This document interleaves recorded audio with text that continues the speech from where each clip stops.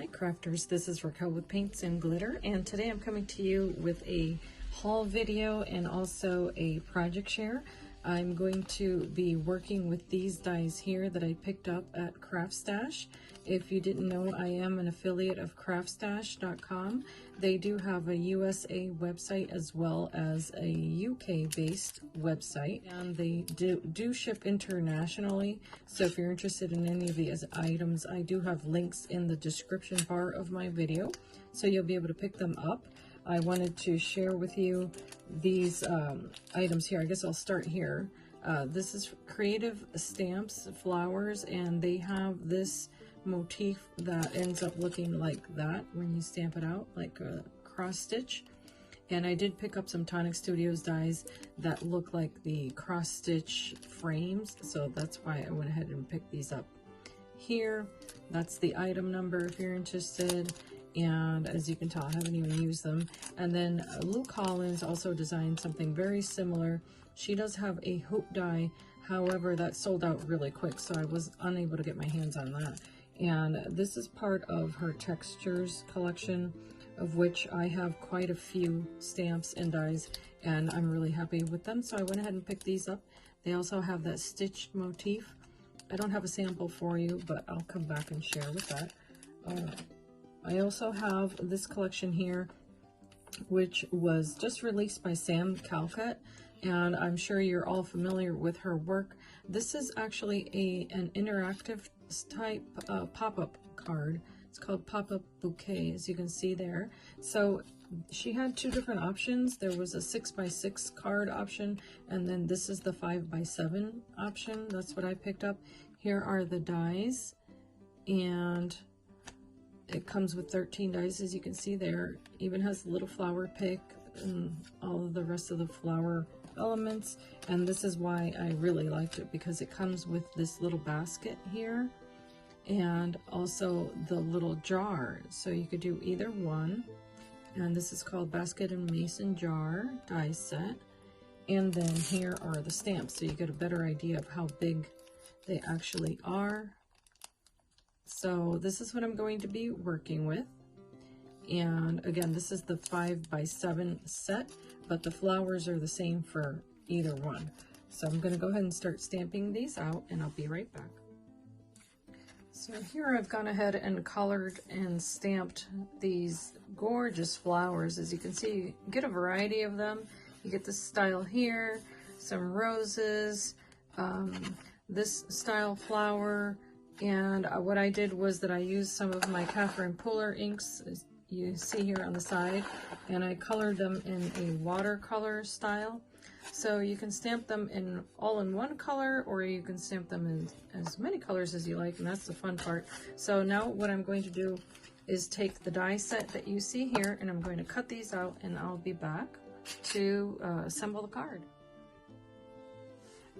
I've gone ahead and done all of the coloring and cutting of my flowers, and one thing that I wanted to point out is that you're going to see they're not perfectly cut.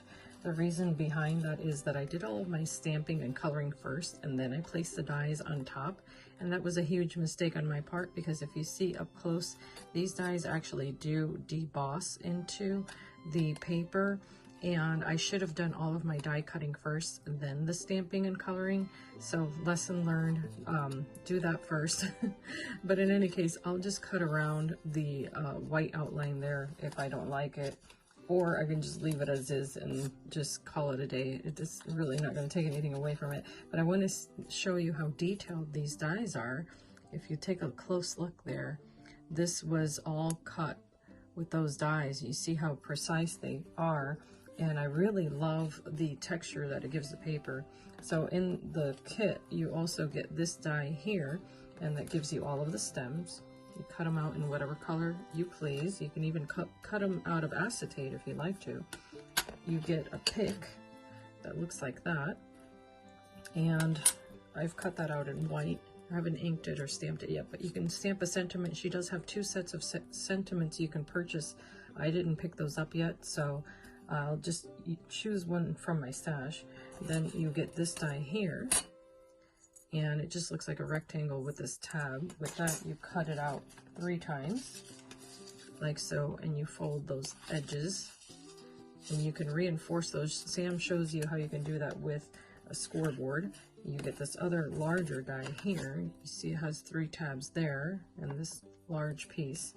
With that, what you do is this is going to be your mechanism that holds your pieces, but you do have to fold this. So on the score line, you can reinforce them if you need to. You fold them all away from you. There's one more here that I have to fold, so I am going to reinforce that with my, and just reinforce it. I've done it already on all of the other ones. So you see that top tab there, you just fold that one away from you like so. Fold this one away from you and that one as well. Then you can flip that over and you have these 3 tabs, and those you want to fold toward you. One thing I figured out is you can even use the die, just hold it there against that fold line and pull the paper toward you like so. And it's the same as using a ruler, but metal is quite strong, so I like using a metal ruler. I just don't have mine out at the moment. And then you can reinforce those folds with a bone folder if you have one, or anything that's nice and sturdy. And you get something that looks like a shutter window almost. So with that, you can start assembling this, and what you can do is start applying adhesive here on these tabs, and then place the flat line here with the fold facing toward you on here.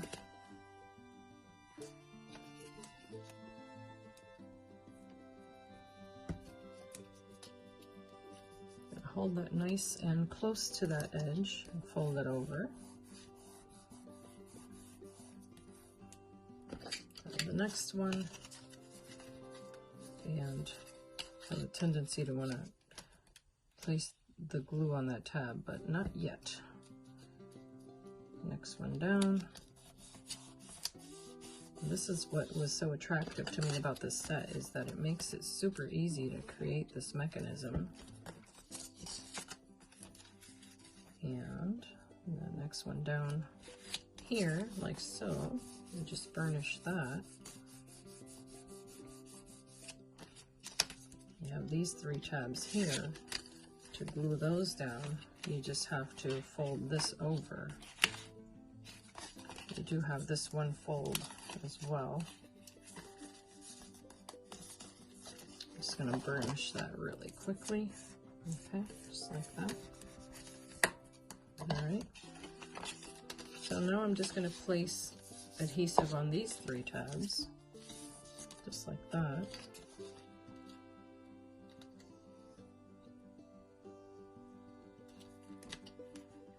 One more, like so. Try to be neat about it. I'm just going to clean this one up a second. There we go. Alright, so got these 3 tabs folded over like that, and then this is just going to fold right on top. And I can burnish that, of course. Make sure they're nice and glued.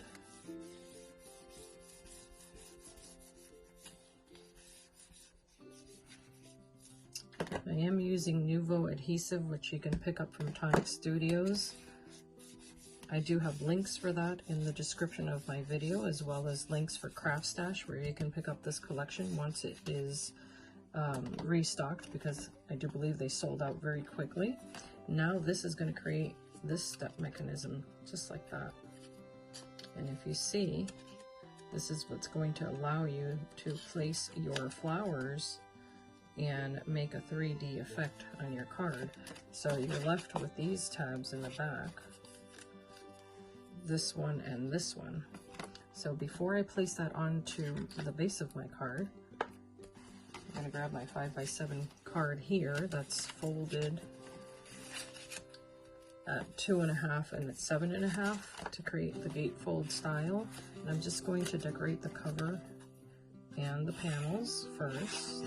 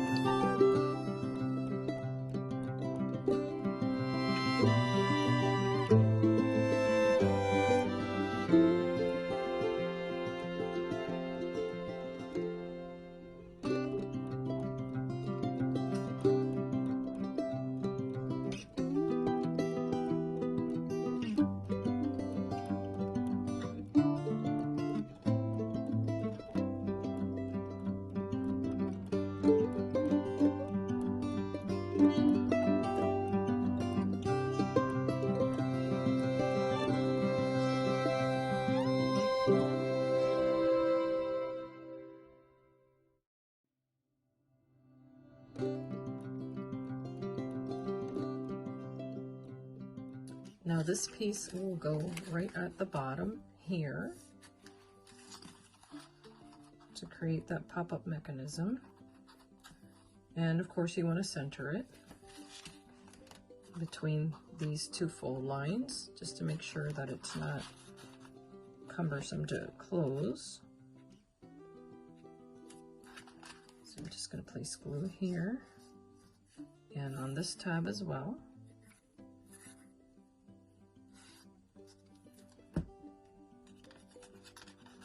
Hold this, trying to make it equidistant there.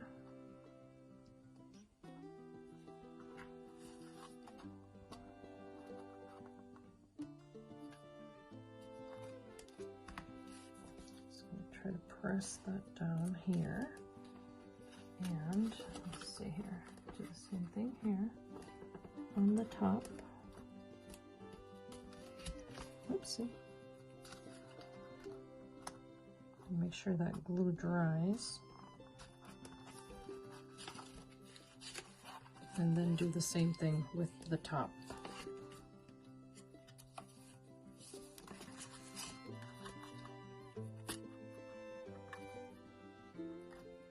Trying to make sure that it's nice and straight here. So you might want to use a ruler if it helps at all. And I'm just pressing down, making sure. You can definitely use a bone folder to apply pressure there if you want, if you see that. And on this side, just on the inside there, run your bone folder through there to make sure you make good contact with that paper, like so. And you've got your mechanism that's now going to fold up and down. Want to make sure that it lays straight like that. Okay. Now when this closes, it'll lay flat like this. But we want to decorate it. So next piece, which you can use either this basket or there's another piece that comes in the kit that is this die here, and it creates a mason jar and it has the word love on it. You could use either one. I'm going to take some watering can ink, archival ink, and I'm just going to pounce this to make it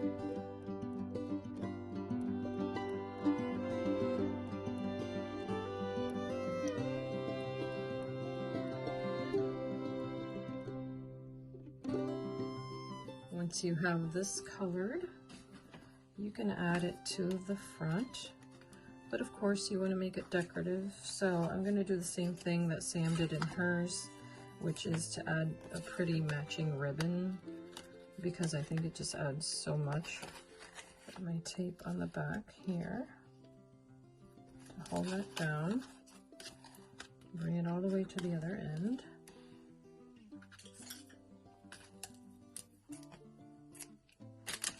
And do the same, just feed it through here, like so.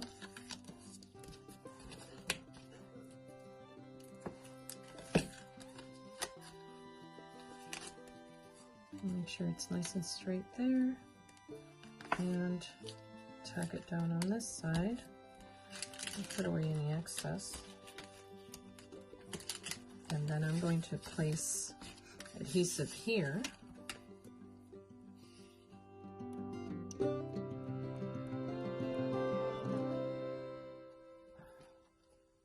making sure it's nice and straight there at the bottom.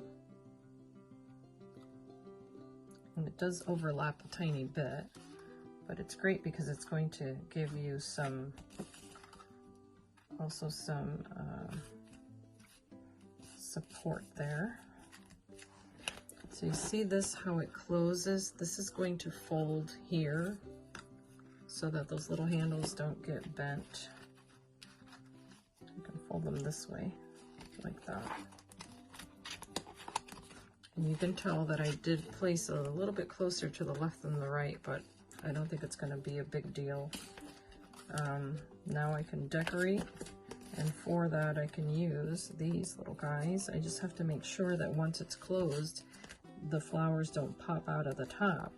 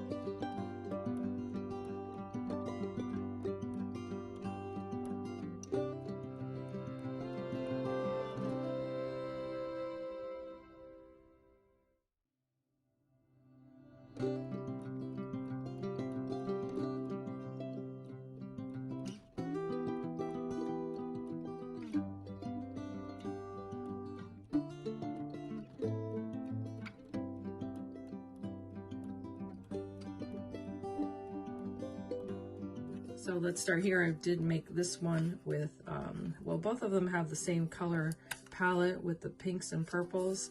And here I've added one of the large flowers, as you can tell.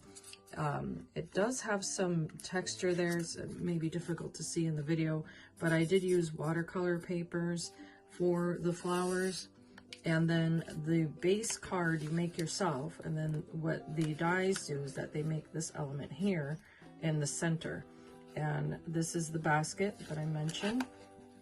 I went ahead and added this beautiful purple ribbon here at the center. I did use the gray ink and then added a tag from my stash and a stamp that says made with love. This is also from my stash. And here's the pop-up element. And you open the card, and let me see if I can show this a little bit better. I just think it's so beautiful because you get this whole entire garden of flowers, and it does come with that pick here. And I just used a stamp from my collection of stamps that says, "Today wear the biggest smile." And as you can see there, you can use all the colors you like to color these flowers and leaves and give it a lot of just beautiful detail there. I tried to use as many flowers as I could, and even still on this particular card, I didn't use all of the flowers that came in the stamp collection. So you can imagine the variety of things that you can do, especially with an element like this. And see the side there, that's what gives it all of that 3D effect. So super neat. And I'll show you the next one. And then when you close it, of course, these fold in. The little tabs of the basket fold in, and that's where you can create the belly band, which is just a folded piece of paper. You see the seam there, and then you cover it up to make it look pretty. And then of course I just went ahead and added a little flower. I just thought it lent itself to that. But I saw a sample from Sam, and I'm pretty sure she did one with a sentiment on the outside also. So that's another idea. And then here's this one, and I just used floral papers I had in my stash, and then heavyweight cardstock. So the bases are 110-pound cardstock, both the silver and the pink. And then these are Recollections papers from long ago. And then on this one, I did use copper colored paper because it went well with the rose gold colors in that collection. And it opens like so. And so this basket, I made it more as a traditional color with the browns. And I also used Nouveau drops for this one, twine to tie it up and add the little flower here. And these are stone drops from Nouveau. The rest are different glitter drops, and also this copper color glitter from Tonic Studios. And as you can see there, the color palette is a little different. So the little stems there you cut also with the die cuts, and that makes it super easy. So I'm really happy with the set. The one tip that I would add to this, if you're going to pick it up, and I do have links in the description bar of this video so that you can grab one if they're back in stock, because they did sell out very quickly, is that you do want to make sure you center this little basket element right at the middle of this portion, which happens to be 5 inches wide here, because this is a 5x7 card. And you also want to make sure that when you place your flowers in there, if you see this, that they don't overlap the top of your card, if you can prevent it. If you do, I don't think it's a huge deal, but just for presentation purposes. But I'm going to try to back up my camera here for a second. So you can see how pretty that looks on the tape. Really beautiful presentation, especially with all the glimmer and all that stuff. And of course, this one doesn't have yet a sentiment, but you can use the pick, the garden pick, and then add a little surprise sentiment there. But of course, I'm imagining this with pictures in it as well for different occasions. So just a fun card. I really recommend it. I hope you like it too. Let me know in the comments below. And as I've said before, I do appreciate your support of my channel. By using my affiliate links, you don't get charged any more for the products that you choose. And when I do have a coupon code, I happily add it to the description bar as well. I hope that you can be inspired and be blessed, and I thank you so much for watching. Bye-bye.